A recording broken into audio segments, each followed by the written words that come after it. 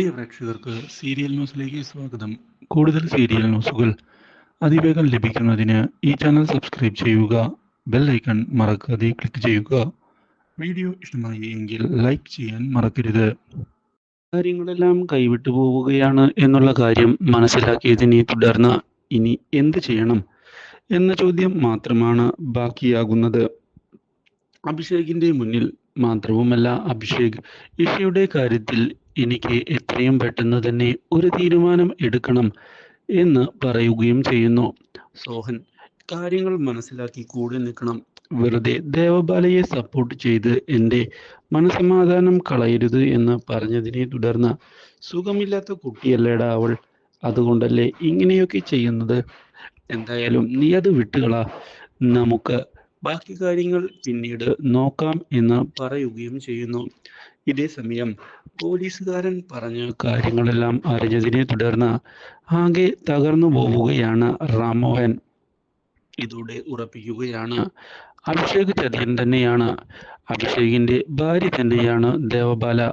അതുകൊണ്ട് ഇനി ഇഷയുടെ കാര്യത്തിൽ ഒരു തീരുമാനം എത്രയും പെട്ടെന്ന് തന്നെ എടുക്കണം.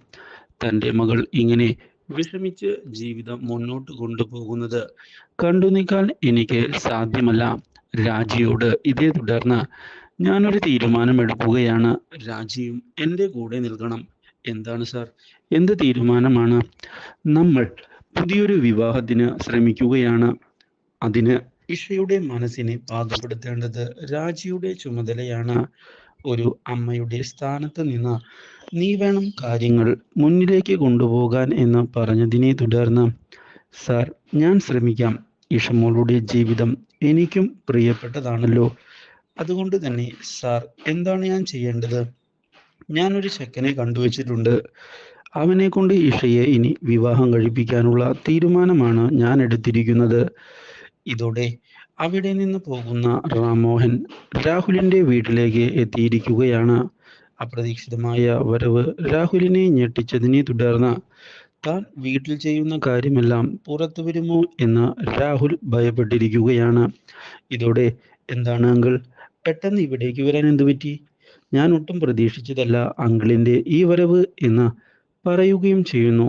ഇതോടെ, ഒരു അത്യാവശ്യ കാര്യം പറയാനാണ് ഇപ്പോൾ ഞാൻ ഇവിടേക്ക് വന്നിട്ടുള്ളത് എന്ന് വ്യക്തമാക്കുന്ന റാംമോഹൻ ഇതേ തുടർന്ന്, എൻ്റെ മകളുടെ വിവാഹം അഭിഷേകുമായി ഉറപ്പിച്ചത് നിനക്ക് അറിയാമല്ലോ. ആ, അതെനിക്കറിയാവുന്ന കാര്യമല്ലേ അങ്കിൾ. അതിനെന്താ, ഈ അടുത്ത് തന്നെയല്ലേ ആ വിവാഹത്തിന്റെ തീയതിയും വരുന്നത്? അതെ, പക്ഷേ എനിക്കിപ്പോൾ മറ്റൊരു കാര്യമാണ് ഇവിടെ പറയാനുള്ളത്. രാഹുലിന്റെ അച്ഛനോട് നമ്മൾ സുഹൃത്തുക്കളായിട്ട് എത്രയോ വർഷങ്ങളായി പരസ്പരം അങ്ങോട്ടും ഇങ്ങോട്ടും നമ്മൾ സഹായിക്കാറുണ്ട്. അതിൽ നമ്മൾ കണക്കൊന്നും പറയാറില്ല. എല്ലാം സൗഹൃദത്തിന്റെ പേരിലാണ് നമ്മൾ ചെയ്യാറ്. ഇപ്പോൾ ഞാൻ എൻ്റെ ആത്മാർത്ഥ സുഹൃത്തിനോട് ഒരു കാര്യം ആവശ്യപ്പെടുന്നതിന് വേണ്ടിയാണ് വന്നിരിക്കുന്നത്. എൻ്റെ ജീവിതമാകെ തകർന്നിരിക്കുകയാണ്. എനിക്ക് നിന്റെ സഹായം ഇപ്പോൾ അത്യാവശ്യമാണ്. നീയല്ലാതെ മറ്റാരും എന്നെ രക്ഷിക്കുന്നതിനായി ഇല്ല. അതുകൊണ്ടാണ് ഞാൻ നിന്നെ തേടി ഇവിടേക്ക് വന്നിരിക്കുന്നത്. ഇത് കേൾക്കുന്ന അയാൾ, എന്താണ്, ഞാൻ എന്താണ് ചെയ്തു തരേണ്ടത്? എൻ്റെ മകളുടെ വിവാഹം മുടങ്ങിയിരിക്കുകയാണ്. ആ അഭിഷേക് മറ്റൊരു വിവാഹം കഴിച്ചവനാണ്. അറിഞ്ഞുകൊണ്ട് അവൻ ഞങ്ങളെ ചതിക്കുകയായിരുന്നു. ഈ ചതിയിൽ ഞങ്ങൾ വീണു പോവുകയും ചെയ്തു. ഇപ്പോൾ എൻ്റെ മകളാകെ വിഷമത്തിലാണ്. എന്താണ് അവൾക്ക് ചെയ്യേണ്ടത് എന്നറിയില്ല. ഈ നിലയിൽ കാര്യങ്ങൾ മുന്നോട്ട് പോയാൽ ഒരുപക്ഷെ അവൾ ആത്മഹത്യ ചെയ്തു എന്നുവരെ വരും. അതെനിക്ക് കണ്ടു നിൽക്കാൻ സാധിക്കുകയില്ല. അതുകൊണ്ട് തന്നെ ഞാനൊരു തീരുമാനം എടുത്തിരിക്കുകയാണ്. എൻ്റെ മകൾ ഇഷയെ നിന്റെ മകൻ രാഹുലിനെ കൊണ്ട് വിവാഹം കഴിപ്പിക്കുക. നിനക്ക് അതിന് ഇഷ്ടം ഉണ്ട് എങ്കിൽ എന്നോട് ഇപ്പോൾ തന്നെ പറയണം. രാഹുൽ നല്ലൊരു പയ്യനാണ്. ഇഷയ്ക്ക് അവനേക്കാൾ യോഗ്യനും അതുപോലെ തന്നെ സൽസ്വഭാവിയുമായ ഒരു പയ്യനെ കിട്ടുക എന്നത് വളരെ ബുദ്ധിമുട്ടേറിയ കാര്യമാണ്. എന്താണ് നിന്റെ തീരുമാനം? ഇത് കേൾക്കുന്ന രാഹുൽ വളരെയധികം സന്തോഷിക്കുകയാണ്. രോഗി ഇച്ഛിച്ചതും വൈദ്യൻ കൽപ്പിച്ചതും പാല് എന്ന മട്ടിൽ. ഇതോടെ വിവാഹത്തിന് ഓക്കെയാണ് എന്ന് അച്ഛനോട് പറയാനുള്ള സിഗ്നൽ കൊടുത്തിരിക്കുകയാണ് രാഹുൽ. പക്ഷേ തൻ്റെ മകൻ്റെ സ്വഭാവം അറിയാവുന്ന അയാൾ ഇഷയെ രക്ഷിക്കണമെന്നുള്ള തീരുമാനത്തിൽ നിൽക്കുകയും ഇതോടെ ഞാനൊന്ന് ആലോചിച്ചിട്ട് പറയാമെന്ന പറയുകയും ചെയ്യുന്നു.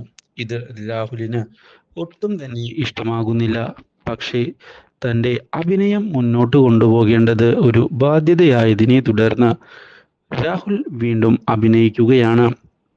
ഇതോടെ എത്രയും പെട്ടെന്ന് ഒരു തീരുമാനം അറിയിക്കാൻ പറഞ്ഞ് അവിടെ നിന്ന് ഇറങ്ങുകയാണ് നമ്മുടെ ഇഷയുടെ അച്ഛൻ. ഇതോടെ അങ്കിളിനൊരു പോസിറ്റീവായ റിപ്ലൈ തന്നെ ലഭിക്കും എന്നുള്ള ഉറപ്പ് നൽകുകയാണ് രാഹുൽ. ഇതേ തുടർന്ന് അവിടെ നിന്ന് റാംമോഹൻ പോകുന്നു.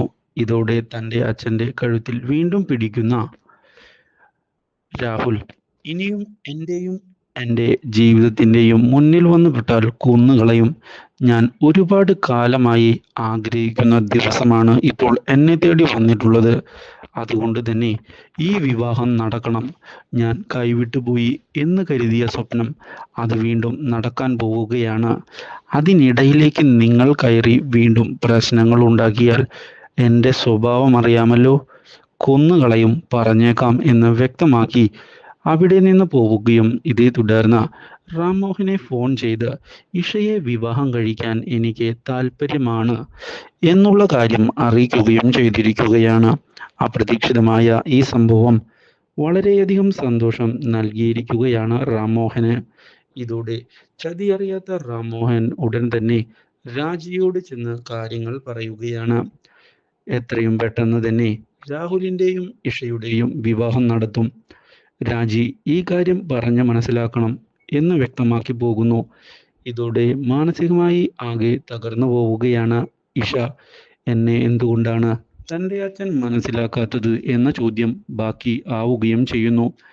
ഇതേ തുടർന്ന് ഇത് എതിർപ്പ് പ്രകടിപ്പിക്കുന്നുവെങ്കിലും രാജി കാര്യങ്ങൾ പറഞ്ഞ് മനസ്സിലാക്കാൻ ശ്രമിക്കുകയാണ് ഇഷയെ. Do like, share and subscribe.